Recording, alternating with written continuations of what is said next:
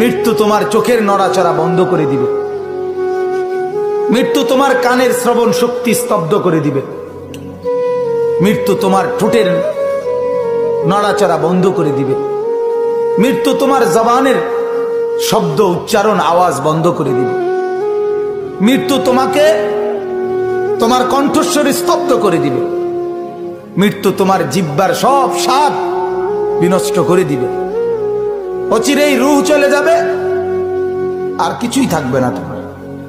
না কানের শ্রবণ শক্তি, না নাকের ঘ্রাণ শক্তি, না চোখের দৃষ্টি শক্তি, না চামড়ার অনুভব শক্তি, না পায়ের চলার শক্তি, না কল্পনার বিবেকের দিমাগের চিন্তা ফিকিরের শক্তি, কিচ্ছু থাকবে না।